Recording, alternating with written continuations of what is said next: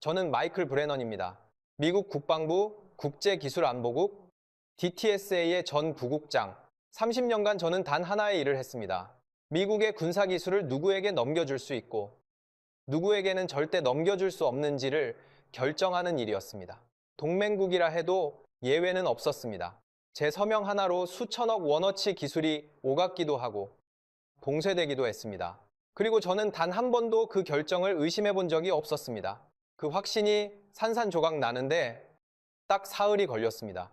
독일 함부르크에서 열린 세계 최대 해상방산 박람회에서였습니다. 저는 미국 방산업체 두 곳의 자문 의뢰를 받아 그 자리에 있었습니다. 유럽 시장 동향을 분석해 달라는 거였습니다. 전 시장에 들어서는 순간 저는 이상한 장면을 목격했습니다. 군복을 입은 장성들이 줄을 서고 있었습니다. 나토 회원국 장성만 12명, 폴란드, 노르웨이, 에스토니아, 네덜란드, 덴마크, 유럽 주요국 해군 참모부가 한 곳에 몰려 있었습니다. 저는 눈을 가늘게 뜨고 그들이 향하는 부스를 봤습니다. 인파 너머로 커다란 간판이 보였습니다. 대한민국, 한국 부스였습니다. 저는 순간 발걸음을 멈췄습니다. 제가 현역이던 시절, 한국은 이런 박람회에서 구석자리에 작은 부스 하나 내는 수준이었습니다. 그것도 미국 무기를 라이선스 생산한 제품을 전시하는 정도였죠.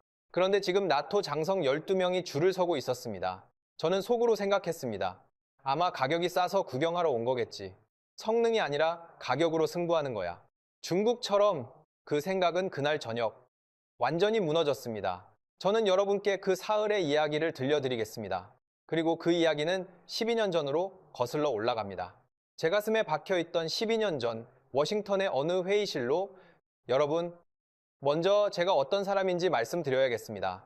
그래야 이 이야기의 무게를 이해하실 수 있을 테니까요. 저는 30년간 미국의 군사기술, 수출 통제를 담당했습니다. 쉽게 말하면 미국이 가진 최첨단 무기 기술을 다른 나라에 넘겨줄 때 최종 승인 여부를 결정하는 사람이었습니다. F-35 기술 이전 심의, 패트리엇 관련 기술 협력, 이지스 함소나 체계 공유 결정, 제 서명이 들어간 문서들이 전 세계 군사 동맹의 뼈대를 이루고 있었습니다. 그리고 저는 한 가지 원칙을 철저히 지켰습니다. 받을 준비가 된 나라에게만 준다는 원칙이었습니다. 기술적 역량이 없는 나라에 첨단 무기 기술을 넘기면 그 나라가 다루지 못하거나 엉뚱한 방향으로 쓰거나 제3국으로 유출될 위험이 있습니다. 그건 미국의 안보에 직결되는 문제였어요. 그래서 저는 거절도 많이 했습니다. 그 거절 중에 하나가 12년 전 한국에 대한 결정이었습니다. 12년 전 봄이었습니다. 저는 워싱턴 국방부 청사 4층 회의실로 걸어가고 있었습니다. 손에는 서류 한 뭉치가 들려 있었습니다. 한국 해군의 기술 이전 요청서였죠. 요청 내용은 수직 발사형 대잠 로켓 체계, 줄여서 VLASRO키였습니다. 여러분, 이 무기가 무엇인지 잠깐 설명드리겠습니다. 잠수함은 바닷속에 있습니다. 눈에 보이지 않고 레이더에도 잡히지 않아요. 그래서 대잠 작전이 어렵습니다. VLS러키는 이 잠수함을 잡기 위한 무기입니다. 수직 발사대에서 로켓을 쏘아 올립니다. 로켓이 하늘을 날아가다가 목표 해역 상공에서 낙하산이 펼쳐집니다. 그리고 어뢰가 바닷속으로 들어가서 잠수함을 추적하죠. 로켓 추진, 항공역학, 수중 음향, 유도 제어, 네 가지 기술이 동시에 완벽해야 작동하는 고난도 복합 무기 체계입니다. 당시 이 무기를 보유한 나라는 세계에서 미국뿐이었어요. 회의실 문을 열었습니다. 긴 탁자 양쪽으로 미국 측 6명, 한국 측 8명이 마주 앉아 있었습니다. 저는 자리에 앉으며 서류를 펼쳤습니다. 솔직히 말씀드리면 회의실에 들어가기 전에 이미 결론을 내린 상태였습니다. 불가. 이유는 세 가지였습니다. 첫째, 한국은 독자적으로 유도 무기를 설계해 본 경험이 없었습니다. 미국이나 유럽에서 완성된 무기를 도입해서 라이선스로 조립 생산하는 것이 당시 한국 방산의 수준이었습니다. 둘째, VLA스럽 키운 단일 기술이 아닙니다. 로켓, 음향, 유도, 제어가 복합적으로 얽힌 시스템이에요. 미국도 완성하는데 23년이 걸렸습니다. 한국이 이걸 소화할 역량이 있다고 판단할 근거가 없었어요. 셋째, 공식적으로 말하기 어려운 이유였는데 일본과의 관계였습니다. 일본 해상자위대는 이미 미국과 기술 협력 아래 유사한 무기를 개발하고 있었어요. 같은 기술을 한국에 넘기면 일본이 반발할 게 뻔했습니다. 한국 측 수석 대표가 입을 열었습니다. 목소리는 차분했지만 절박함이 묻어 있었어요. 우리 군은 북방 수역에서의 잠수함 위협에 대응하기 위해 이 무기가 절실히 필요합니다. 동맹국으로서 기술 협력을 요청드립니다.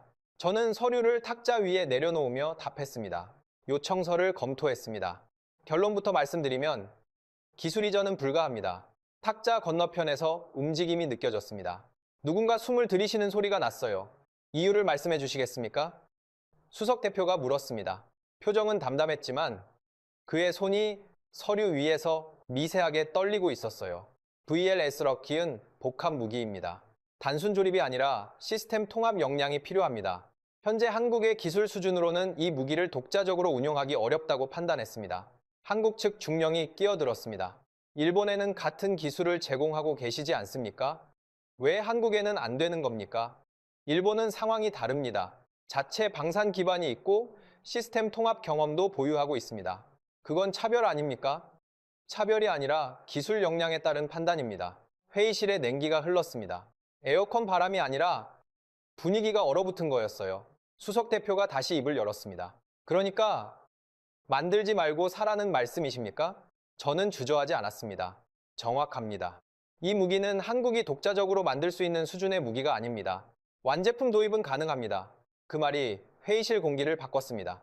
통역관의 얼굴이 붉어졌어요. 연구원 한 명이 입술을 깨물었습니다. 수석 대표는 잠시 눈을 감았다가 떴어요. 알겠습니다. 더 논의할 사항이 없다면 회의를 마치겠습니다. 한국 측 전원이 자리에서 일어났습니다. 그들은 악수도 하지 않고 회의실을 나갔어요. 저는 그들의 뒷모습을 보며 생각했습니다. 감정적이군. 이래서 아직 준비가 안 된 거야. 그런데 그때 마지막으로 문을 나서던 젊은 소령이 잠깐 뒤를 돌아봤습니다. 저와 눈이 마주쳤어요. 그는 아무 말도 하지 않았습니다. 그냥 저를 3초간 바라보다가 고개를 돌리고 나갔어요. 분노가 아니었습니다. 제가 뭐라고 표현해야 할까요? 불꽃 같은 눈빛이었습니다. 이를 악물고 있었지만 고개는 떨구지 않은 그 눈빛이, 저는 그 눈빛이 이상하게 오래 기억에 남았습니다. 하지만 그때 저는 확신했어요. 올바른 결정이었다고. 그 이후 12년간 한국에 대한 보고가 간간히 들어왔습니다. 독자 개발을 시작했다는 소식, 시험 발사에 실패했다는 정보. 저는 그때마다 고개를 끄덕였습니다. 그럴 줄 알았어. 도면 한 장 없이 시작한 프로젝트가 어떻게 되겠어. 실패 보고가 올라올 때마다 저는 제 결정이 옳았다는 확인을 받는 기분이었어요. 그러다 어느 순간부터 한국에 대한 보고가 뚝 끊겼습니다. 포기했나 보지. 저는 그렇게 생각하고 한국 프로젝트를 머릿속에서 지웠습니다. 그런데 12년 후 함부르크 박람회장에서 나토 장성 12명이 한국 부스 앞에 줄을 서고 있었습니다. 여러분, 도대체 무슨 일이 있었던 걸까요? 저는 한국 부스로 천천히 걸어갔습니다. 가까이 갈수록 전시된 무기의 윤곽이 선명해졌어요. 검은색 외피에 한글과 영문이 병기된 무기 모형이 3점 전시돼 있었습니다. 가운데 놓인 것이 가장 컸어요. 길이 약 6m. 지름 40cm 정도의 원통형 무기. 저는 순간 발걸음을 멈췄습니다. 심장이 한 박자 빨라졌어요. 수직 발사형 대잠 로켓. 12년 전 한국이 기술 이전을 요청했던 바로 그 무기였습니다. 설마 이걸 정말 만든 건가? 저는 무기 모형 옆에 붙은 재원표를 훑어봤습니다. 전문가의 습관이었죠. 숫자만 보면 대강의 수준이 파악되니까요. 그런데 첫 줄부터 눈이 멈췄습니다. 개발 방식 순수. 국내 독자 개발. 저는 코웃음을 쳤습니다. 독자 개발이라고 써놓고 실제로는 러시아나 우크라이나 기술을 들여왔겠지. 흔히 있는 일이니까. 그때 뒤에서 목소리가 들렸습니다. 브레넌 씨. 돌아보니 영국 해군 소장 제임스 하딩이 서 있었어요. 나토 해상무기 평가위원회 위원장이었습니다. 국제 방산 무기 분야에서 가장 까다롭기로 유명한 인물이죠. 제가 현역 시절부터 알고 지낸 사이였어요. 하딩 소장, 오래간만이군요. 한국 부스를 보러 오셨습니까? 보러 온 게 아니라 확인하러 왔습니다. 하딩 소장이 제 팔을 잡아 한쪽으로 이끌더니 낮은 목소리로 말했어요. 브레넌 씨, 이거 진짜입니다. 뭐가 진짜라는 겁니까? 저 수직 발사 대잠 로켓 말입니다. 우리가 이미 검증했어요. 지난달 한국 해군이 동해에서 실사격 시험을 했는데 우리 평가단이 직접 참관했습니다. 저는 잠시 하딩 소장을 바라봤습니다. 이 사람은 농담을 할 사람이 아니었어요. 결과가 어땠습니까? 놀라웠습니다. 놀라웠다. 이 사람이 그 단어를 쓰는 건 제가 30년 경력에서 처음 듣는 거였습니다. 구체적으로요. 사거리 22km, 명중오차, 15m 이내, 발사 준비 시간 25초, 국산 화율 96%. 저는 숫자 하나하나에 걸렸습니다. 잠깐만요. 여러분, 이 숫자가 무슨 의미인지 설명을 드려야겠습니다. 명중오차 15m. 쉽게 말해서 이 로켓이 목표 지점에서 최대 15m 이내에 떨어진다는 뜻입니다. 수중 무기에서 이 숫자가 얼마나 중요한지 아십니까? 잠수함을 잡으려면 어뢰가 근접해야 합니다. 30m 이상 빗나가면 잠수함은 살아남습니다. 15m는 명중권입니다. 그리고 미국 VL 에이스러키의 공식 스펙이 20m였습니다. 한국 것이 미국보다 정밀하다는 얘기였어요. 그건 미국 스펙보다 좋은데요. 제 목소리가 갈라졌습니다. 알고 있습니다. 혹시 미국 기술이 베이스 아닙니까? 설계 개념이라도 참고했을 수 있잖아요. 하딩 소장이 고개를 저었습니다. 그것도 확인했습니다. 미국 VL 에이스러키와 설계 철학 자체가 다릅니다. 추력 벡터 제어 방식이 완전히 독자적이에요. 베낀 게 아니라 처음부터 다른 방식으로 접근한 겁니다. 저는 할 말을 잃었습니다. 그리고 브레넌 씨, 하나 더 말씀드릴 게 있습니다. 뭡니까? 국산 화율 96%입니다. 수입 부품이 전체 4%도 안 돼요. 미국 VLS 럭키도 해외 부품 의존도가 18%는 됩니다. 한국이 자립률에서 미국을 앞서고 있어요. 저는 아무 말도 하지 못했습니다. 12년 전 제가 뭐라고 했죠? 이 무기는 한국이 독자적으로 만들 수 있는 수준의 무기가 아닙니다. 그런데 그들은 만들었습니다. 미국보다 정밀하게. 하지만 저는 아직 인정할 수 없었어요. 숫자는 조작할 수 있으니까요. 박람회에서 전시하는 스펙이 실전 성능을 보장하지는 않으니까요. 저는 그렇게 스스로를 달랬습니다. 부스 안으로 들어갔습니다. 한국 기술진 리더로 보이는 사람이 돌아봤습니다. 40대 후반의 여성이었어요. 단정한 검정 정장에 날카로운 눈매. 명찰에는 이 박사라고 적혀 있었습니다. 브리핑을 들을 수 있습니까? 어느 쪽에서 오셨습니까? 미국입니다. 전직 국방부요? 이 박사의 눈이 미세하게 좁아졌습니다. 지금은 민간 컨설턴트입니다. 한국 무기에 관심이 있어서요. 환영합니다. 이쪽으로 오시죠. 무기 모형 앞에서 이 박사가 말을 시작했습니다. 이 무기는 우리가 12년에 걸쳐 순수 국내 기술로 개발한 수직 발사형 대잠 로켓 체계입니다. 12년이면 상당히 빨리 만드셨네요. 미국은 23년 걸렸는데 저도 모르게 튀어나온 말이었습니다. 인정이 아니라 견제의 의미였어요. 하지만 이 박사는 미소를 지었습니다. 선택지가 없었으니까요. 아무도 기술을 안 팔아줬거든요. 우리가 직접 만들 수밖에 없었습니다. 그 말이 제 가슴을 찔렀습니다. 아무도 안 팔아줬다. 그 아무도에 제가 포함되어 있었으니까요. 개발 과정에서 가장 어려웠던 게 뭡니까? 전부 다요? 이 박사가 웃었습니다. 하지만 웃음기가 금방 사라졌어요. 도면 한 장 없이 시작했으니까요.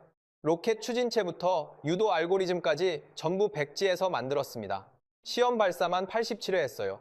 그중 62번이 실패였습니다. 62번 실패. 여러분, 이 숫자가 어떤 의미인지 아십니까? 무기 개발에서 시험 발사 한 번이 수억에서 수십억 원입니다. 62번의 실패는 62번의 폭발이고 62번의 자금 손실이고 62번의 좌절입니다.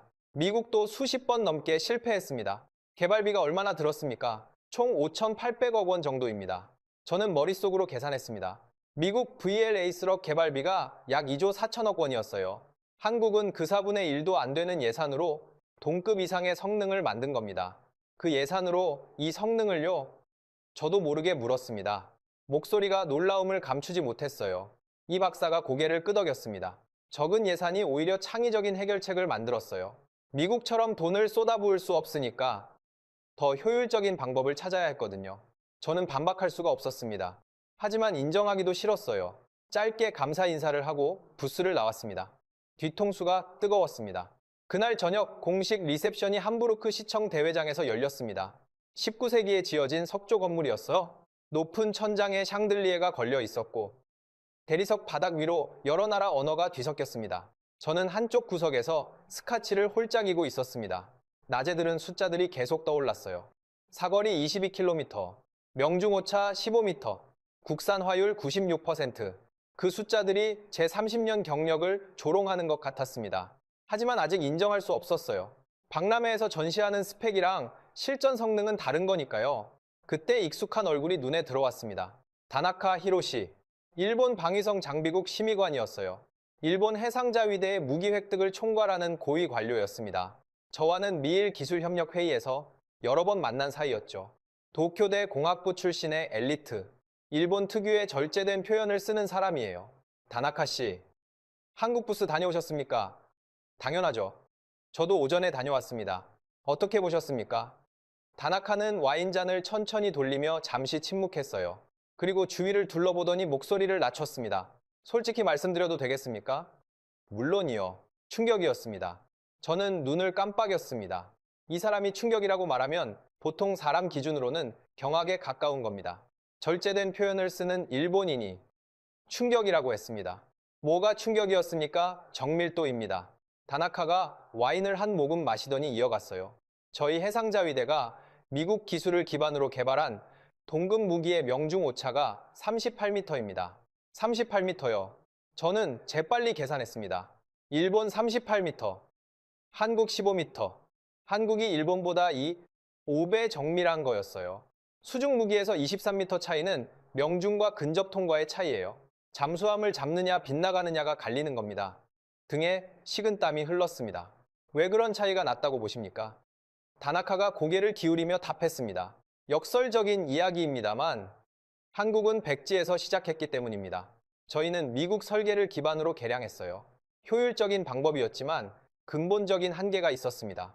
20년 전 설계를 기반으로 하니까요. 그런데 한국은 아무것도 없었잖아요. 그래서 처음부터 새로 만들 수밖에 없었습니다. 오히려 그게 최신 기술을 자유롭게 적용할 수 있는 장점이 됐어요. 추력 벡터 제어, AI 기반 유도 알고리즘, 광섬유 자이로스코프, 전부 최신 세대 기술입니다. 저희 것에는 들어있지 않은 기술이에요. 저는 잠시 말이 막혔습니다. 다나카 씨, 지금 미국 기술을 받은 일본보다 거절당한 한국이 더 잘 만들었다는 말씀입니까? 다나카가 쓴웃음을 지었어요. 인정하기 싫지만 그렇습니다. 숫자가 거짓말을 하지 않으니까요. 미국 기술을 받은 일본이 38m, 미국에게 거절당한 한국이 15m. 이건 단순한 숫자 비교가 아니었습니다. 제 결정에 대한 심판이었어요. 12년 전 저는 한국에 기술을 안 줬습니다. 한국이 못 만들 거라 생각했으니까요. 그리고 같은 기술을 일본에는 줬습니다. 일본은 할 수 있다고 판단했으니까요. 결과가 어떻게 됐습니까? 기술을 받은 일본은 38m를 만들었고 거절당한 한국은 15m를 만들었습니다. 다나카가 덧붙였습니다. 브레넌 씨, 내일 한국 부스에서 특별 발표가 있다고 합니다. 들어보시면 제 말이 과장이 아니라는 걸 아실 겁니다. 수중 무기 관련이라는 소문이 도는데 미국조차 아직 완성하지 못한 기술이라고요. 저는 속으로 코웃음을 쳤습니다. 미국도 못한 기술이라고 아무리 한국이라도 그건 과대 광고겠지. 하지만 가슴 한 구석이 불안했어요. 오늘 하루 동안 제 확신은 계속 흔들리고 있었으니까요. 그날 밤 호텔방에서 저는 잠을 이루지 못했습니다. 창밖으로 함부르크 항구의 야경이 펼쳐져 있었습니다. 컨테이너 크레인에 달린 불빛들이 수면에 반사돼 일렁이고 있었죠. 노트북을 열었습니다. 미국 방산업체에 보낼 중간 보고서를 써야 했거든요. 키보드 위에 손을 올렸지만 글이 써지지 않았어요. 한국 방산의 성장 속도가 예상을 뛰어넘고 있습니다. 한 줄을 쓰고 지웠습니다. 한국의 수직 발사형 대잠 로켓은 미국 VL 에이스럭과 동급이거나 일부 항목에서 앞서는 성능을 보이고 있습니다. 그 문장을 쓰는데 손가락이 무거웠습니다. 제 30년 경력의 판단을 부정하는 문장이었으니까요. 노트북을 닫았습니다. 내일 특별 발표를 보고 나서 쓰자. 하지만 그날 밤 잠이 오지 않았어요. 12년 전 그 젊은 소령의 눈빛이 자꾸 떠올랐습니다. 이를 악물고 저를 바라보던 그 불꽃 같은 눈빛이요. 다음 날 아침 박람회장에 일찍 도착했습니다.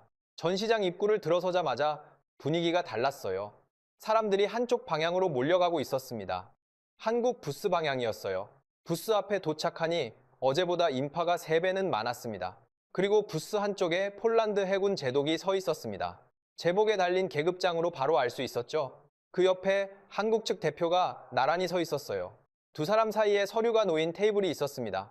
설마 카메라 플래시가 터졌습니다. 두 사람이 서류에 서명했어요. 악수를 나누고 박수가 터져 나왔습니다. MOU였습니다. 폴란드 해군이 한국의 수직 발사형 대잠 로켓 도입을 공식 검토하는 양해각서에 서명한 거예요. 저는 눈을 의심했습니다. 폴란드가 나토 회원국이 미국 무기가 아니라 한국 무기를 30분 뒤에 또 다른 서명이 있었습니다. 이번엔 노르웨이였어요. 카메라 플래시가 다시 터졌고 박수가 울렸어요. 그리고 점심 직전에 에스토니아까지 세 나라가 같은 날, 같은 장소에서 한국 무기 도입 MOU를 체결했습니다. 저는 전시장 복도에 서서 멍하니 그 광경을 지켜봤습니다. 다리에 힘이 빠지는 것 같았어요. 벤치를 찾아 앉았습니다. 이건 단순한 거래가 아니었습니다. 미국 방산 패권에 대한 도전이었어요. 주머니에서 전화기를 꺼냈습니다. 의뢰인인 로키드 마틴에 보고해야 했습니다. 톰, 나야. 함부르크에서 전화하는 거야. 마이클. 무슨 일이야? 목소리가 안 좋은데? 상황이 심각해. 오늘 아침에 폴란드, 노르웨이, 에스토니아가 한국 대잠 로켓 도입 MOU를 체결했어. 전화기 너머로 잠시 침묵이 흘렀어요. 뭐라고? 세 나라가 동시에 그래. 같은 날, 같은 장소에서 그게 가능해. 한국 무기가 그 정도 수준이야. 나도 놀라고 있어. 영국 나토 평가위원장이 직접 성능을 검증했다고 하더라고. 그리고 가격도 문제야. 한국 제품이 우리 것의 60% 수준이야. 대당 45억 원 정도? 우리 것은 120억 원인데 톰의 목소리가 낮아졌어요. 이거 큰일이네. 워싱턴에 바로 보고해야겠어. 유럽 시장이 한국에 넘어갈 수도 있어. 전화를 끊고 나서 저는 한참 동안 벤치에 앉아 있었습니다. 12년 전 제가 한국의 기술 이전을 막았을 때 저는 한국이 포기할 거라 생각했어요. 미국 무기를 살 수밖에 없을 거라고. 그게 미국 방산업계에도 이익이었으니까요. 하지만 한국은 포기하지 않았습니다. 독자 개발에 성공했어요. 그리고 지금 미국의 고객을 빼앗아가고 있었습니다. 기술을 봉쇄하면 한국은 미국 무기를 살 수밖에 없다. 그게 12년 전 제 판단이었습니다. 현실은 정반대였어요. 기술을 봉쇄하니까 한국이 직접 만들었고, 직접 만드니까 경쟁자가 됐고, 경쟁자가 되니까 미국 고객을 빼앗아가고 있었습니다. 저는 고개를 떨궜어요. 그때 미 해군 유럽 사령부 소속 무관 스티브 리처드가 제 옆에 섰습니다. 마이클, 괜찮아? 오늘 한국 부스에서 특별 발표가 있다고 했지? 소문이 아니야. 방금 미 대사관에서 연락이 왔어. 워싱턴도 주시하고 있대. 뭘 공개하는데 스티브가 주위를 둘러보더니 목소리를 낮췄어요. 초고속 유도 수중 무기야. 저는 눈을 깜빡였습니다. 초공동 현상을 이용해서 물속에서 기존 어뢰의 10배 속도로 날아가는 무기를 말하는 거였어요. 러시아가 시크발이라는 초공동 어뢰를 갖고 있습니다. 하지만 시크발은 유도가 안 됩니다. 한번 발사하면 직진만 해요. 방향 전환이 불가능하죠. 그걸 한국이 만들었다고 유도까지 된다고 그래서 워싱턴이 주시하는 거야. 우리도 아직 완성 못했거든. 제 심장이 쿵 내려앉았습니다. 미국도 못한 기술. 미국 해군은 수중전에서 70년 넘게 세계 최강이었습니다. 그 기술을 한국이 앞질렀다고, 불가능하다고 생각했어요. 하지만 오늘 하루 동안 불가능하다고 생각했던 일들이 계속 현실이 되고 있었습니다. 오후 2시 정각. 한국 부스 특별 발표장. 임시 무대 앞에 의자가 200석 놓여 있었는데 이미 만석이었어요. 뒤쪽에 서서 보는 사람만 100명은 됐습니다. 각국 군복, 정장, 기자조끼가 뒤섞여 있었죠. 무대에 한 남성이 올라왔습니다. 50대 초반, 검은 정장에 은퇴 안경을 쓴 사람이었어요. 안녕하십니까? 대한민국 해군 수중무기 개발 단장입니다. 오늘 여러분께 보여드릴 것은 세계 최초의 유도 가능 초고속 수중무기입니다. 화면에 영상이 떴어요. 군함 측면에서 어뢰가 물속으로 빠져나갔습니다. 기존 어뢰는 수중에서 시속 약 70km로 이동합니다. 우리가 개발한 무기는 시속 720km 이상으로 이동합니다. 기존 대비 10배 속도입니다. 청중석에서 웅성거림이 일었어요. 시속 720km. 물속에서 그 속도가 가능하다는 건 초공동 현상을 완벽하게 제어한다는 뜻이었어요. 어뢰 주변에 증기 거품이 만들어지면서 물의 저항이 사라지는 현상, 속도 표시가 스크린에 실시간으로 떴습니다. 200km, 400km, 600km, 720km 돌파, 청중석이 술렁했습니다. 발표자가 마이크를 들었습니다. 러시아의 시크발도 이 정도 속도는 달성합니다. 하지만 시크발은 유도가 되지 않습니다. 한번 발사하면 직진만 해요. 방향 전환이 불가능합니다. 화면에 러시아 시크발의 궤적이 표시됐어요. 직선이었습니다. 우리 무기는 다릅니다. 화면이 바뀌었어요. 한국 어뢰의 궤적이 표시됐습니다. 직선이 아니었어요. 곡선이었습니다. 어뢰가 이동 중에 방향을 바꿔서 목표물을 향해 선회하는 궤적이 뚜렷하게 보였어요. 우리는 2단계 유도 시스템을 개발했습니다. 1단계에서 저속으로 목표를 탐색하고 목표를 포착한 뒤 2단계에서 초공동 모드로 전환하여 시속 720km 이상으로 돌진합니다. AI 기반 예측 알고리즘이 목표의 회피 기동까지 계산합니다. 연회장이 조용해졌어요. 숨소리만 들렸습니다. 발표자가 실사격 영상을 보여줬습니다. 동해 심해에서 촬영된 영상이었어요. 어뢰가 발사되고 저속으로 이동하다가 갑자기 폭발적으로 가속하며 모의 표적에 명중하는 장면이었습니다. 명중거리 80km, 총 소요 시간 85초, 명중오차 7m, 80km를 85초 만에 일반 어뢰로는 15분이 걸리는 거리를 1분 15초 만에 주파한 거였어요. 박수가 터져 나왔습니다. 처음에는 드문드문, 그러다가 전체로 퍼져나갔어요. 몇몇 사람이 자리에서 일어나 박수를 쳤습니다. 저는 박수를 치지 못했어요. 손이 축 늘어져 있었습니다. A 시간이 됐습니다. 영국 기자가 물었어요. 미국도 유사한 기술을 개발 중인 것으로 알고 있습니다. 미국의 개발 현황은 어떻습니까? 발표자가 웃으며 답했어요. 그건 미국 측에 물어보셔야 할 것 같습니다. 청중이 웃었어요. 하지만 웃지 못하는 사람이 몇 명 있었습니다. 저를 포함해서요. 미국 관계자 4명이 굳은 표정으로 앉아 있었어요. 왜냐하면 우리 모두 알고 있었거든요. 미국은 이 기술을 아직 완성하지 못했다는 걸, 유도 문제를 해결하지 못해 3년째 지체되고 있었습니다. 프랑스 대령이 물었습니다. 수출 가능합니까? 완제품 수출은 가능합니다. 다만 AI 유도 알고리즘과 핵심 추진 기술은 이전 불가입니다. 가격대는요, 대당 60억 원 수준입니다. 청중석이 다시 술렁였어요. 미국이 개발 중인 유사 무기의 예상 가격이 대당 200억 원이 넘는다는 건 업계에서 공공연한 비밀이었거든요. 발표가 끝나고 사람들이 빠져나갔습니다. 저는 의자에서 일어나지 못했어요. 다리에 힘이 없었습니다. 스티브가 다가왔어요. 마이클, 괜찮아? 괜찮지 않아? 우리가 못한 걸 한국이 해냈어. 유도 가능한 초공동 어뢰. 우리는 3년째 유도 문제를 풀지 못하고 있는데 한국은 이미 실사격까지 성공했어. 스티브가 잠시 침묵하더니 말했어요. 방금 워싱턴에서 연락 왔어. 내일 아침까지 긴급 보고서를 올리래. 뭘 보고해? 한국 초고속 수중 무기의 기술 수준 평가, 그리고 미국 개발 프로그램에 미치는 영향 분석. 저는 쓴웃음을 지었습니다. 12년 전에는 내가 한국 기술을 평가해서 불가 판정을 내렸는데 이제는 한국 기술이 미국에 미치는 영향을 평가하라고. 아이러니였습니다. 세상이 변한 거야. 마이클, 세상이 변한 게 아니야. 스티브, 내가 틀렸던 거야. 제 입에서 그 말이 나오는 순간 가슴 한 구석이 무너지는 느낌이었습니다. 그날 오후 저는 다시 한국 부스를 찾았습니다. 이번에는 구경이 아니라 제대로 알기 위해서였어요.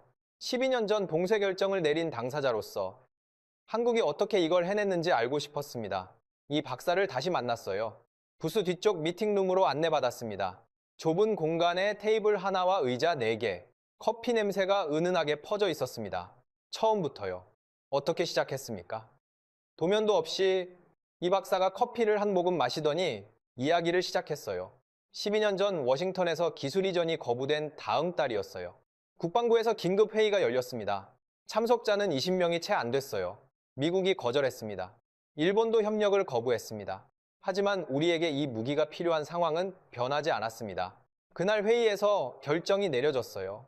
100% 독자 개발, 백지에서 시작하기로요. 참고할 자료가 전혀 없었습니까? 전혀요. 미국은 기술 사양은커녕 기본 개념도 공유하지 않았으니까요. 우리에게 있는 건 목표 수치뿐이었어요. 사거리 얼마, 정밀도 얼마, 그 숫자를 달성하려면 뭘 어떻게 만들어야 하는지는 아무도 몰랐습니다. 전문가로서 저는 그 어려움을 정확히 알고 있었습니다. 목표 수치만 갖고 무기를 만드는 건 완성된 건물 사진 한 장만 보고 설계도 없이 똑같은 건물을 짓는 것과 같아요. 아니, 그보다 어려워요. 무기는 한 가지라도 빠지면 전체가 작동하지 않으니까 처음 3년은 지옥이었습니다. 이 박사의 목소리가 낮아졌어요. 로켓을 만들어서 발사대에 올려놓으면 폭발했어요. 추진체가 과열되거나 점화 타이밍이 맞지 않거나 노즐이 견디지 못하거나 원인이 매번 달랐습니다. 한 번은 시험장에서 로켓이 발사 3초 만에 공중 폭발한 적이 있었어요. 28억 원어치 시제품이 불꽃으로 사라졌죠. 28억 원이 3초 만에 연구원들이 벙커 안에서 그 광경을 지켜봤어요. 아무도 말을 못했습니다. 3년간 밤을 새우며 만든 시제품이 눈앞에서 산산조각 났으니까요. 저는 커피잔을 내려놓았어요. 손이 미세하게 떨렸습니다. 그래도 계속했습니까? 포기할 수 없었어요. 우리에게 다른 선택지가 없었으니까요. 미국이 안 팔아줬으니 우리가 만들어야 했습니다. 국가 안보가 걸린 문제였어요. 이 박사가 잠시 창밖을 봤어요. 함부르크의 흐린 하늘이 보였습니다. 가장 힘들었던 순간은 5년 차였어요. 로켓은 겨우 날기 시작했는데 정밀도가 안 나왔습니다. 목표 지점에서 수백 미터씩 빗나갔어요. 국방부에서 중간 평가가 있었는데 결과가 좋지 않았어요. 예산 삭감 이야기가 나왔습니다. 프로젝트가 거의 중단될 뻔했어요. 그때 어떻게 됐습니까? 연구팀이 자발적으로 남았습니다. 공식적으로는 규모가 축소됐지만 연구원들이 퇴근 후에 주말에 개인 시간을 쪼개서 연구를 이어갔어요. 자비를 들여서요. 시험용 부품을 개인 돈으로 산 경우도 있었습니다. 저는 말문이 막혔어요. 제가 그때 봉쇄하지 않았다면 이 사람들이 그런 고생을 할 필요가 없었을 거라는 생각이 스쳤습니다. 전환점은 뭐였습니까? 젊은 연구원 하나가 새로운 아이디어를 냈어요. 추력 벡터, 제어, TBC 시스템이었습니다. 로켓의 추진 방향을 실시간으로 조절하는 시스템이에요. 미국이 기계식 짐벌을 쓰는 반면 우리는 전자식 제어를 적용했습니다. 더 가볍고, 더 정밀하고, 더 빠르게 반응합니다. 기계식 대신 전자식 TBC를 선택한 건 대담한 결정이었어요. 실패 위험이 훨씬 높았지만 성공하면 성능이 크게 앞서는 선택이었습니다. 미국이 보수적으로 검증된 기술을 쓴 반면 한국은 모험을 택한 거였어요. 성공한 날 기억하십니까? 이 박사의 눈에 물기가 비쳤어요. 잊을 수 없죠. 새벽 5시에 동해 시험장에서 발사했어요. 로켓이 올라가고 궤도가 안정되고 낙하산이 펼쳐지고 목표역에 떨어졌어요. 오차 12m였습니다. 12m라면 목표를 달성한 거 아닙니까? 네, 목표가 50m 이내였으니까요. 12m는 대성공이었어요. 연구원들이 어떻게 반응했습니까? 울었어요. 다들 울었습니다. 7년을 바쳤으니까요. 주말도 없이 가족도 못 보고 서로 껴안고 울었어요. 이 박사가 잠시 말을 멈추고 커피를 마셨어요. 저는 그 이야기를 들으면서 가슴이 뭉클해졌어요. 전문가로서가 아니라 한 인간으로서요.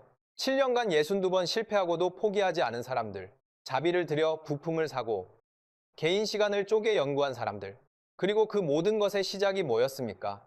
12년 전 미국이 기술 이전을 거부한 거였어요. 제가 거부한 거였습니다. 저도 모르게 고개가 숙여졌어요. 브레넌 씨, 혹시 12년 전 그 회의에 관련된 분이십니까? 저는 잠시 침묵했습니다. 거짓말을 할 수 있었어요. 하지만 그러지 않았습니다. 제가 기술 이전 불가 판정에 서명한 사람입니다. 이 박사의 눈이 커졌어요. 1초, 2초, 3초, 그리고 천천히 고개를 끄덕였어요. 미안합니다. 저도 모르게 나온 말이었어요. 이 박사가 고개를 저었습니다. 사과하실 필요 없어요. 왜요? 이 박사가 미소를 지었어요. 슬픈 미소였습니다. 그 거절이 없었다면 우리는 이 자리에 없었을 테니까요. 영원히 미국 기술에 의존했을 거예요. 우리 스스로 만들겠다는 결심을 하게 해준 건 결국 그 거절이었습니다. 그 말이 제 가슴을 관통했어요. 박람회 마지막 날 저녁이었습니다. 한국 대표단에서 만찬 초대장이 왔어요. 함부르크 항구가 내려다 보이는 레스토랑이었습니다. 7층 통유리 너머로 엘베강의 야경이 펼쳐져 있었죠. 솔직히 가야 할지 말아야 할지 고민했어요. 3일 동안 제 확신은 완전히 무너졌습니다. 12년 전 제 결정이 틀렸다는 걸 이미 인정한 상태였어요. 하지만 동시에 궁금했습니다. 왜 나를 초대했을까? 레스토랑에 들어서니 한국 측 인사 15명 정도가 긴 테이블에 앉아 있었어요. 이 박사도 보였고 낮에 초고속 수중 무기를 발표했던 사람도 있었습니다. 그리고 테이블 상석에 한 남성이 앉아 있었습니다. 50대 초반, 해군 대령 계급장을 단 사람이었어요. 단정하게 빗어 넘긴 머리, 넓은 어깨, 그리고 무엇보다 눈이 인상적이었습니다. 깊고 단단한 눈빛이었어요. 그 눈을 보는 순간 심장이 멈추는 것 같았습니다. 이 눈빛을 본 적이 있다. 어디서? 대령이 자리에서 일어나 제게 다가왔습니다. 오른손을 내밀었어요. 브레넌 씨, 와주셔서 감사합니다. 저는 한국 해군 수중무기 개발 총괄 책임자입니다. 영어가 유창했습니다. 미국 억양이 약간 섞여 있었어요. 저는 악수를 하며 그의 얼굴을 살폈어요. 50대 초반이면 12년 전에는 30대 후반이나 40대 초반이었을 겁니다. 소령이나 중령 정도. 순간 머릿속에서 번개가 쳤어요. 12년 전 워싱턴 회의실, 한국 대표단의 맨 끝자리. 아무 말도 하지 않고 저를 똑바로 쳐다보던 젊은 소령. 회의가 끝나고 마지막으로 문을 나서며 3초간 저를 바라보던 그 불꽃 같은 눈빛. 이 사람이었습니다. 당신이 그 소령이었습니까? 제 입에서 저도 모르게 튀어나온 말이었어요. 목소리가 떨렸습니다. 대령이 미소를 지었어요. 놀라지 않은 표정이었습니다. 오히려 제가 알아볼 줄 알았다는 듯한 표정이었어요. 기억하고 계셨군요. 당신 눈빛을 잊을 수가 없었습니다. 12년간 대령이 고개를 끄덕였어요. 맞습니다. 12년 전 그 회의에 소령으로 참석했었죠. 당시 군 수중전 연구팀 소속이었어요. 기술이전 요청단에 실무장교로 들어갔었습니다. 저는 자리에 앉으며 물을 한 모금 마셨어요. 손이 떨려서 잔이 흔들렸습니다. 그날 회의 기억하십니까? 잊을 수가 없죠. 대령의 눈빛이 어두워졌어요. 12년 전으로 돌아간 듯한 표정이었습니다. 브레넌 씨, 당신이 말했죠? 이 무기는 한국이 독자적으로 만들 수 있는 수준의 무기가 아니다. 그 말을 통역관이 옮겼을 때 회의실 공기가 얼어붙었어요. 수석 대표님 손이 떨렸습니다. 중령이 항의했다가 묵살당했고요. 저는 고개를 숙였습니다. 저는 그 순간 화가 나지 않았습니다. 화가 안 났다고요? 아니, 정확히 말하면 화는 났어요. 하지만 그것보다 더 강한 감정이 있었습니다. 뭐였습니까? 결심이요. 대령이 저를 똑바로 바라봤어요. 12년 전 그 눈빛이었습니다. 그날 회의실을 나서면서 저는 맹세했어요. 반드시 우리 손으로 만들겠다고, 당신이 불가능하다고 한 바로 그 무기를 우리가 만들어서 세계에 보여주겠다고. 대령이 잠시 말을 멈췄어요. 귀국 비행기 안에서 수석 대표님이 저한테 물었어요. 이 대령, 어떻게 생각하나? 저는 대답했습니다. 우리가 직접 만듭니다. 안 팔아주면 우리가 만들면 됩니다. 그 뒤로 12년이었습니다. 7년 동안 로켓을 만들었고 62번 실패했어요. 동료들이 이탈했습니다. 예산이 삭감됐어요. 가족들한테 미안했죠. 대령의 목소리가 갈라졌어요. 아이가 학교에서 그림을 그렸는데 아빠가 없는 그림이었어요. 집에 너무 안 들어가니까 아이가 아빠 얼굴을 까먹은 거예요. 제 눈시울이 뜨거워졌습니다. 하지만 포기할 수 없었어요. 포기하면 12년 전 그 미국인이 옳았다는 뜻이 되니까요. 그래서 만들었습니다.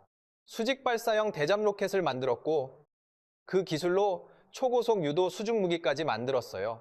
세계에서 아무도 못한 걸 해냈습니다. 대령이 저를 바라봤어요. 브레넌 씨, 미안하다고 하셨다면서요. 이 박사한테 들었어요. 네, 미안합니다. 저는 고개를 숙였어요. 진심이었습니다. 하지만 대령이 고개를 저었어요. 사과하지 마세요. 왜요? 대령이 웃었습니다. 12년간의 무게가 담긴 웃음이었어요. 당신이 거절하지 않았다면 우리는 영원히 미국 기술에 기대어 살았을 겁니다.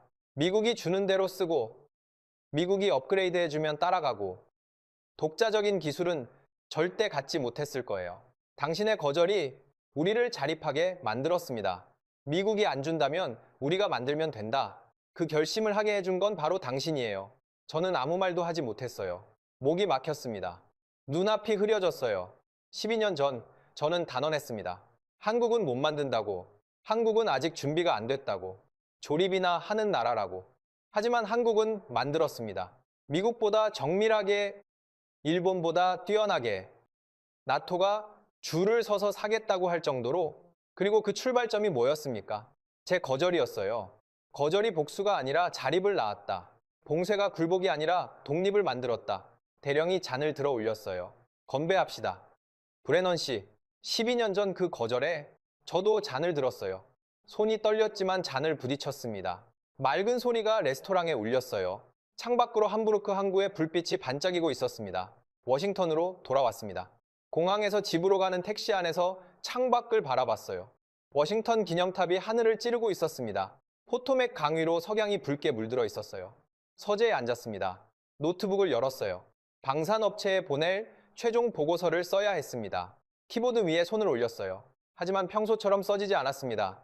30년간 수천 개의 보고서를 썼지만 이번처럼 어려운 적은 없었어요. 한참을 고민한 끝에 첫 줄을 적었습니다. 한국 방사는 더 이상 우리가 통제할 수 있는 대상이 아닙니다. 그리고 이어서 적었어요. 파트너로 대해야 합니다. 보고서를 쓰면서 12년의 시간을 정리했습니다. 12년 전 한국은 미국의 기술을 구하러 왔었어요. 기술 이전을 요청했고 저는 거절했습니다. 한국은 못 만든다고. 수준이 안 된다고. 지금 한국은 미국이 못 만든 무기를 보유하고 있습니다. 나토 동맹국들이 미국 무기 대신 한국 무기를 사겠다고 줄을 서고 있어요. 일본이 한국 기술에 뒤처졌다고 인정했습니다. 로키드 마틴이 유럽 시장 손실을 걱정하며 워싱턴에 보고서를 올렸습니다. 12년 사이에 세계 지도가 바뀐 거였어요. 그리고 그 변화의 시작은 뭐였습니까? 미국의 기술 봉쇄였습니다. 제 서명이었어요. 보고서 마지막에 한 줄을 덧붙였습니다. 우리의 기술 봉쇄가 한국을 더 강하게 만들었습니다. 이것은 미국 기술 패권 전략의 근본적인 재검토가 필요하다는 의미입니다. 보고서를 제출하고 나서 저는 서재 창가에 섰어요. 워싱턴의 밤이었습니다. 멀리 국방부 청사의 불빛이 보였어요. 제가 30년을 보낸 곳이었습니다. 30년간 저는 한 가지를 믿었어요. 미국 기술이 세계 최고라고. 미국이 막으면 다른 나라는 포기할 수밖에 없다고. 전부 틀렸습니다. 한국은 포기하지 않았어요. 12년간 62번 실패하고도 일어섰습니다. 28억 원짜리 시제품이 3초 만에 폭발해도, 예산이 삭감돼도, 아이가 아빠 얼굴을 그리지 못해도 포기하지 않았어요. 그리고 결국 해냈습니다. 저는 그날 밤 깨달았습니다. 진짜 강한 건 기술이 아니에요. 거절당해도 포기하지 않는 정신. 불가능하다는 말을 듣고도 일어서는 의지. 62번 넘어져도 63번째에 다시 도전하는 집념. 그게 진짜 힘이었습니다. 한국은 그 힘을 가진 나라였어요. 그리고 저는 12년 전에 그걸 몰랐습니다. 서재 서랍에서 12년 전 회의 서류를 꺼냈습니다. 기술 이전 불가라고 적힌 제 서명을 바라봤어요. 그 서명이 한 나라의 운명을 바꿨습니다. 막으려 한 서명이 오히려 그들을 더 강하게 만들었습니다. 거절당했을 때 포기하는 나라와 직접 만드는 나라, 그 차이가 12년 후 세계 지도를 바꿨습니다. 저는 마이클 브레넌입니다. 미국 국방부에서 30년을 일했고 12년 전 한국의 기술 이전을 막았던 사람입니다. 그리고 오늘 저는 인정합니다. 제가 틀렸습니다. 안 판다면 만들면 된다. 한국이 그 나라였습니다. 저는 마이클 브레넌입니다. 미국 국방부 국제기술안보국 DTSA의 전 부국장. 30년간 저는 단 하나의 일을 했습니다. 미국의 군사기술을 누구에게 넘겨줄 수 있고 누구에게는 절대 넘겨줄 수 없는지를 결정하는 일이었습니다. 동맹국이라 해도 예외는 없었습니다. 제 서명 하나로 수천억 원어치 기술이 오갔기도 하고 봉쇄되기도 했습니다. 그리고 저는 단 한 번도 그 결정을 의심해 본 적이 없었습니다. 그 확신이 산산조각 나는데 딱 사흘이 걸렸습니다. 독일 함부르크에서 열린 세계 최대 해상방산 박람회에서였습니다. 저는 미국 방산업체 두 곳의 자문 의뢰를 받아 그 자리에 있었습니다. 유럽 시장 동향을 분석해 달라는 거였습니다. 전 시장에 들어서는 순간 저는 이상한 장면을 목격했습니다. 군복을 입은 장성들이 줄을 서고 있었습니다. 나토 회원국 장성만 12명, 폴란드, 노르웨이, 에스토니아, 네덜란드, 덴마크, 유럽 주요국 해군 참모부가 한 곳에 몰려 있었습니다. 저는 눈을 가늘게 뜨고 그들이 향하는 부스를 봤습니다. 인파 너머로 커다란 간판이 보였습니다. 대한민국, 한국 부스였습니다. 저는 순간 발걸음을 멈췄습니다.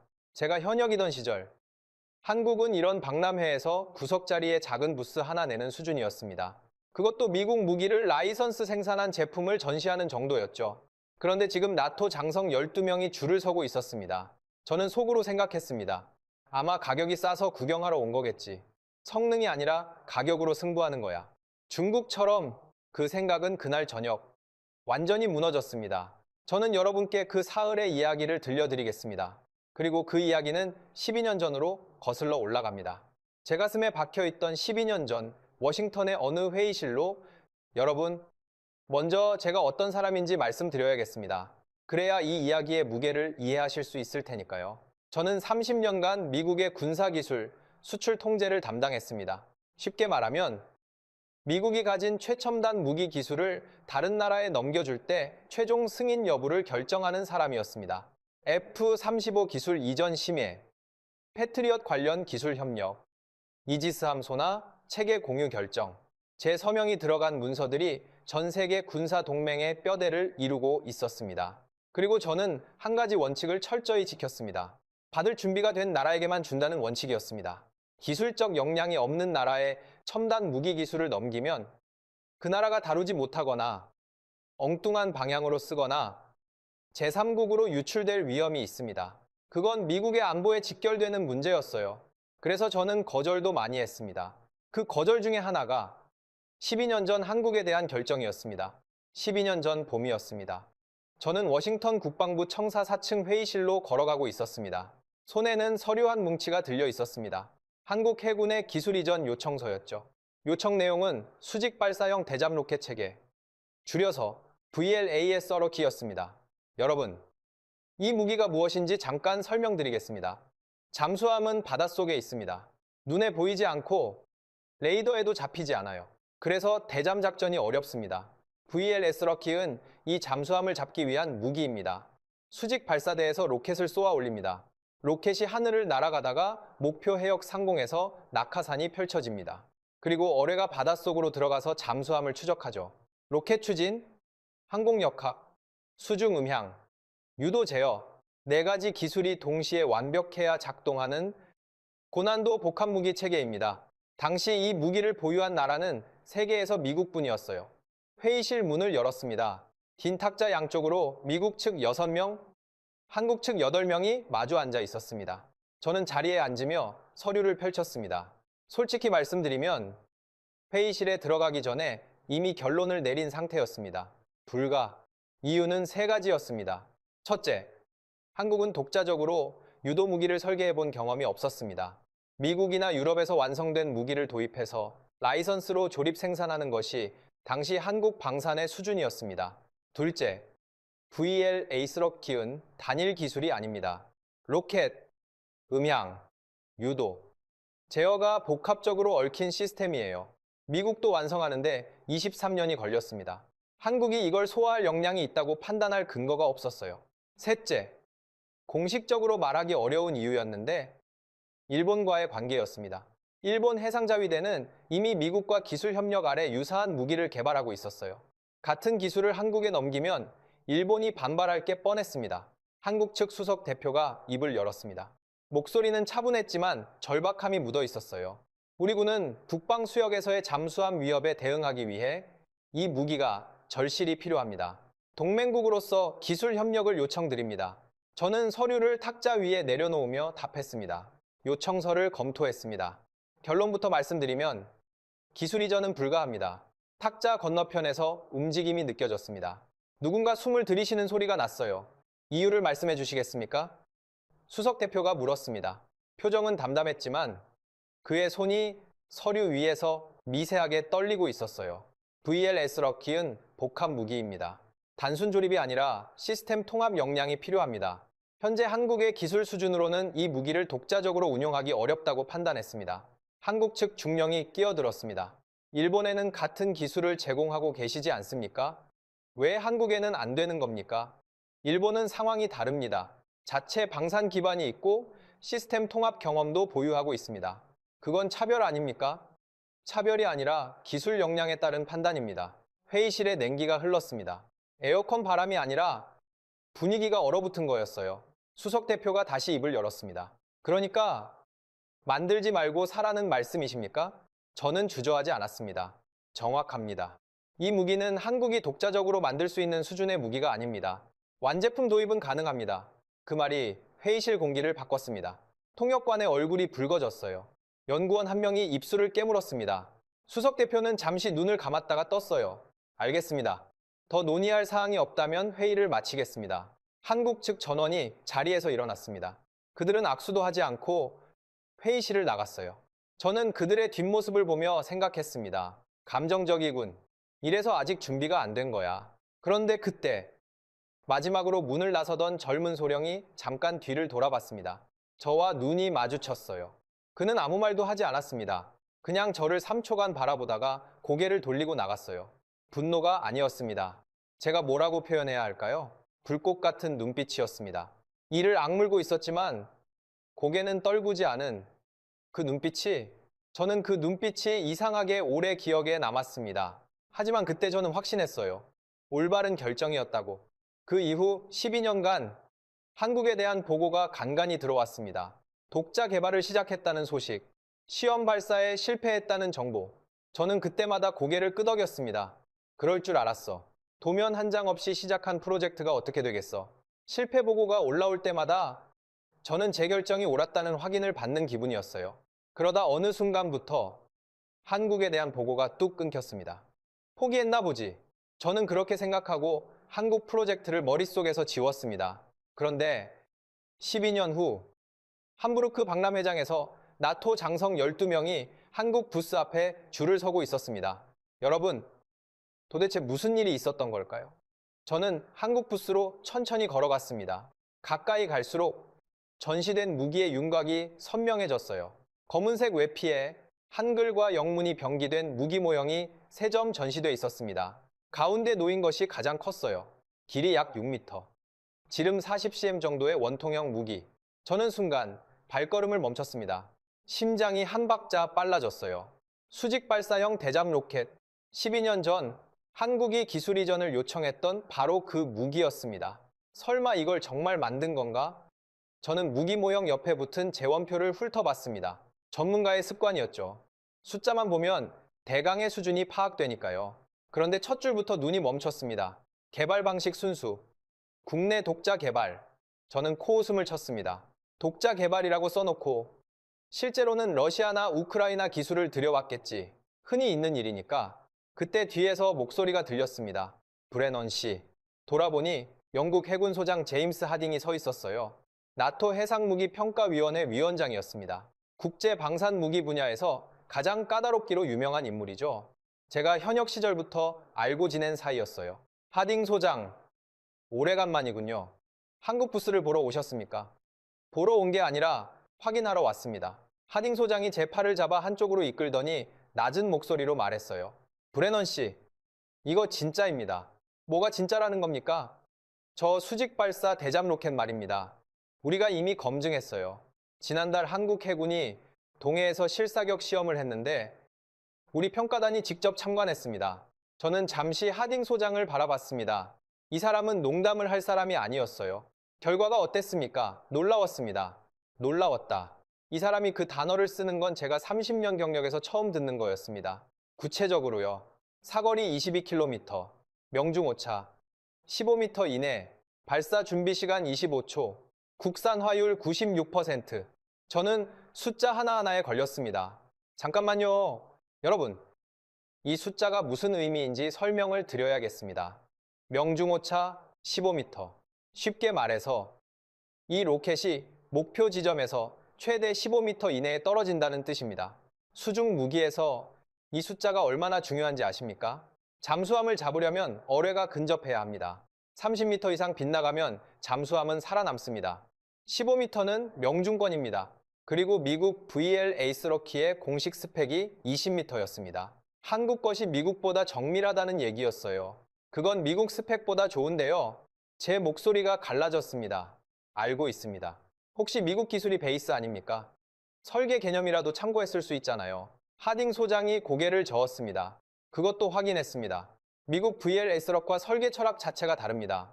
추력 벡터 제어 방식이 완전히 독자적이에요. 베낀 게 아니라 처음부터 다른 방식으로 접근한 겁니다. 저는 할 말을 잃었습니다. 그리고 브레넌 씨, 하나 더 말씀드릴 게 있습니다. 뭡니까? 국산 화율 96%입니다. 수입 부품이 전체 4%도 안 돼요. 미국 VLS 럭키도 해외 부품 의존도가 18%는 됩니다. 한국이 자립률에서 미국을 앞서고 있어요. 저는 아무 말도 하지 못했습니다. 12년 전 제가 뭐라고 했죠? 이 무기는 한국이 독자적으로 만들 수 있는 수준의 무기가 아닙니다. 그런데 그들은 만들었습니다. 미국보다 정밀하게. 하지만 저는 아직 인정할 수 없었어요. 숫자는 조작할 수 있으니까요. 박람회에서 전시하는 스펙이 실전 성능을 보장하지는 않으니까요. 저는 그렇게 스스로를 달랬습니다. 부스 안으로 들어갔습니다. 한국 기술진 리더로 보이는 사람이 돌아봤습니다. 40대 후반의 여성이었어요. 단정한 검정 정장에 날카로운 눈매. 명찰에는 이 박사라고 적혀 있었습니다. 브리핑을 들을 수 있습니까? 어느 쪽에서 오셨습니까? 미국입니다. 전직 국방부요? 이 박사의 눈이 미세하게 좁아졌습니다. 지금은 민간 컨설턴트입니다. 한국 무기에 관심이 있어서요. 환영합니다. 이쪽으로 오시죠. 무기 모형 앞에서 이 박사가 말을 시작했습니다. 이 무기는 우리가 12년에 걸쳐 순수 국내 기술로 개발한 수직 발사형 대잠 로켓 체계입니다. 12년이면 상당히 빨리 만드셨네요. 미국은 23년 걸렸는데 저도 모르게 튀어나온 말이었습니다. 인정이 아니라 견제의 의미였어요. 하지만 이 박사는 미소를 지었습니다. 선택지가 없었으니까요. 아무도 기술을 안 팔아줬거든요. 우리가 직접 만들 수밖에 없었습니다. 그 말이 제 가슴을 찔렀습니다. 아무도 안 팔아줬다. 그 아무도에 제가 포함되어 있었으니까요. 개발 과정에서 가장 어려웠던 게 뭡니까? 전부 다요? 이 박사가 웃었습니다. 하지만 웃음기가 금방 사라졌어요. 도면 한 장 없이 시작했으니까요. 로켓 추진체부터 유도 알고리즘까지 전부 백지에서 만들었습니다. 시험 발사만 87회 했어요. 그중 62번이 실패였습니다. 62번 실패. 여러분, 이 숫자가 어떤 의미인지 아십니까? 무기 개발에서 시험 발사 한 번이 수억에서 수십억 원입니다. 62번의 실패는 62번의 폭발이고 62번의 자금 손실이고 62번의 좌절입니다. 미국도 수십 번 넘게 실패했습니다. 개발비가 얼마나 들었습니까? 총 5,800억 원 정도입니다. 저는 머릿속으로 계산했습니다.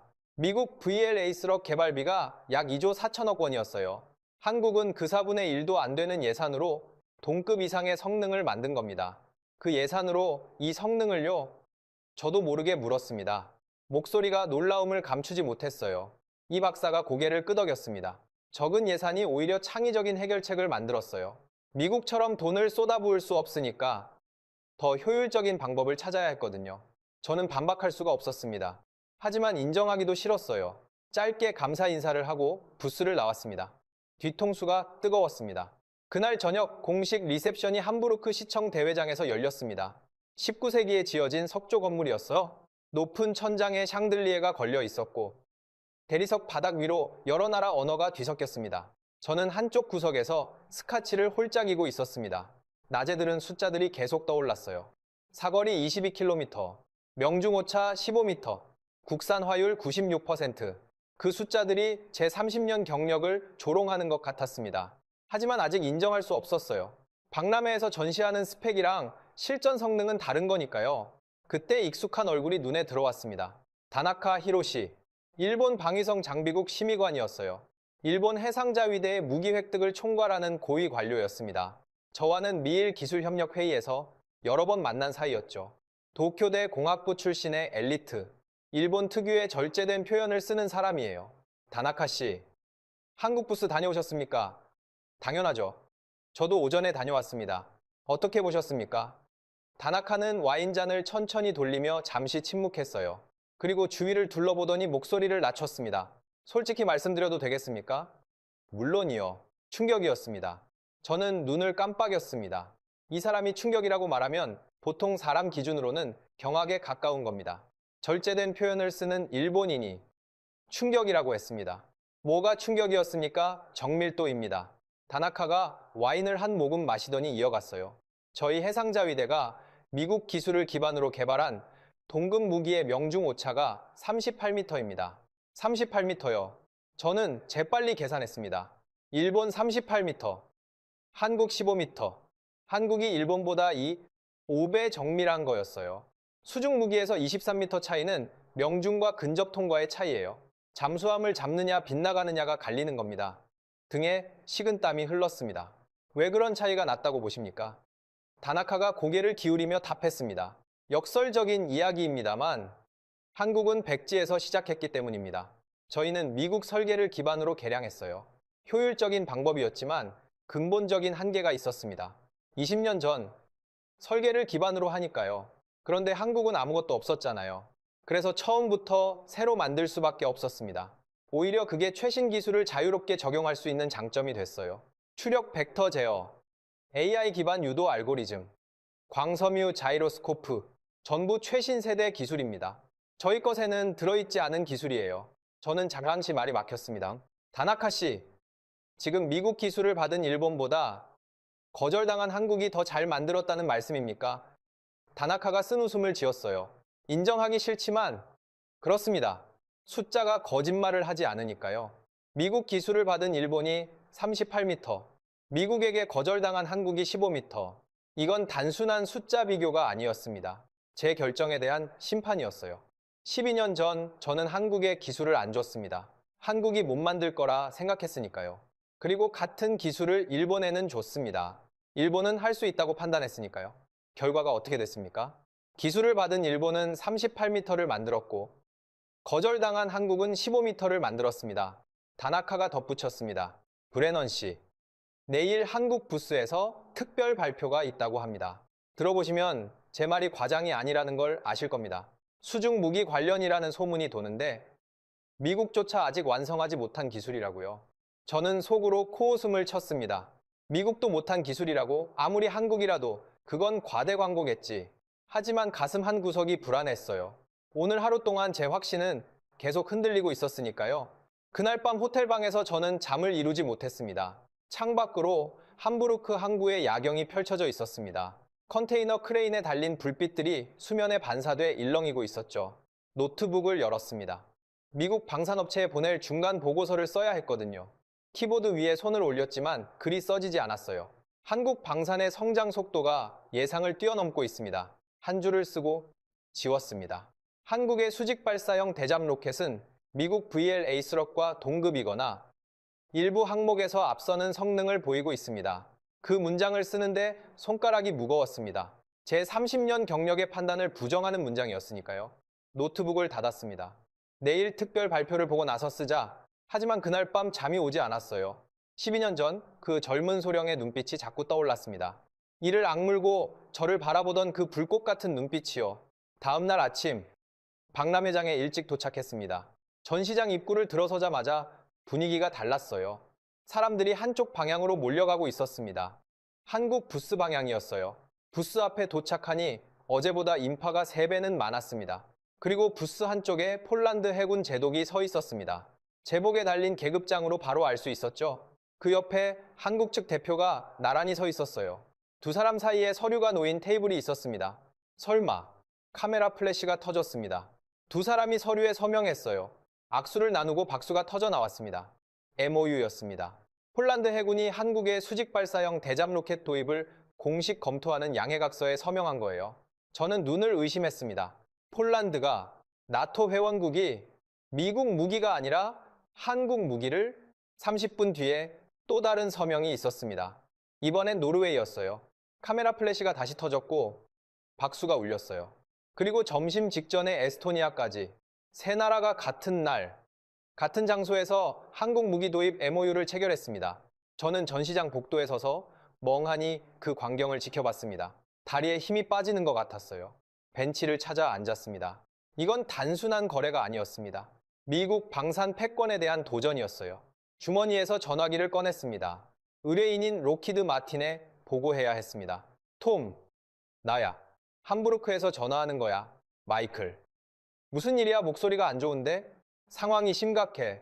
오늘 아침에 폴란드, 노르웨이, 에스토니아가 한국 대잠 로켓 도입 MOU를 체결했어. 전화기 너머로 잠시 침묵이 흘렀어요. 뭐라고? 세 나라가 동시에 그래. 같은 날, 같은 장소에서 그게 가능해. 한국 무기가 그 정도 수준이야. 나도 놀라고 있어. 영국 나토 평가위원장이 직접 성능을 검증했다고 하더라고. 그리고 가격도 문제야. 한국 제품이 우리 것의 60% 수준이야. 대당 45억 원 정도? 우리 것은 120억 원인데 톰의 목소리가 낮아졌어요. 이거 큰일이네. 워싱턴에 바로 보고해야겠어. 유럽 시장이 한국에 넘어갈 수도 있어. 전화를 끊고 나서 저는 한참 동안 벤치에 앉아 있었습니다. 12년 전 제가 한국의 기술 이전을 막았을 때 저는 한국이 포기할 거라 생각했어요. 미국 무기를 살 수밖에 없을 거라고. 그게 미국 방산업계에도 이익이었으니까요. 하지만 한국은 포기하지 않았습니다. 독자 개발에 성공했어요. 그리고 지금 미국의 고객을 빼앗아가고 있었습니다. 기술을 봉쇄하면 한국은 미국 무기를 살 수밖에 없다. 그게 12년 전 제 판단이었습니다. 현실은 정반대였어요. 기술을 봉쇄하니까 한국이 직접 만들었고, 직접 만드니까 경쟁자가 됐고, 경쟁자가 되니까